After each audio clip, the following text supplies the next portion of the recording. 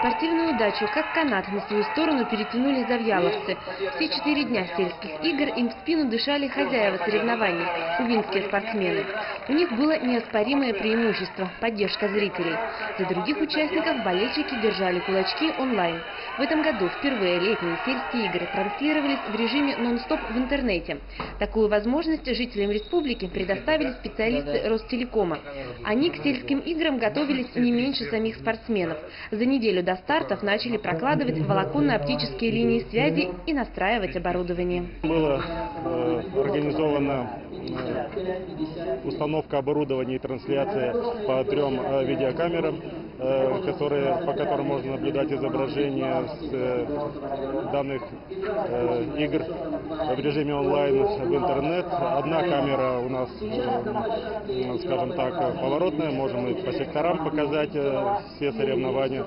Еще 2 камеры передавали картинку со стадиона и спорткомплекса «Юбилейный». Там шли волейбольные матчи. Вот, например, бронзу разыгрывают волейболисты. А в это время на скамейках запасных и зрительских трибунах идет активное обсуждение игры – реальное и виртуальное. Еще одна опция сельских игр в поселке Ува – Wi-Fi зоны. Ростелеком позаботился о тех, кто не мог сдержать слов. Болельщики, сами спортсмены, журналисты нашего телеканала и корреспонденты российской газеты имели бесперебойный доступ к интернету. В интернет-пространстве республики и, можно сказать, даже России события наших игр выходят в топ новостей. Это, собственно говоря, в значительной степени благодаря и самой редакции российской газеты, и замечательным специалистам, которые работают в Ростелекоме. Посмотреть онлайн можно было и самый приятный момент игр – награждение победителей.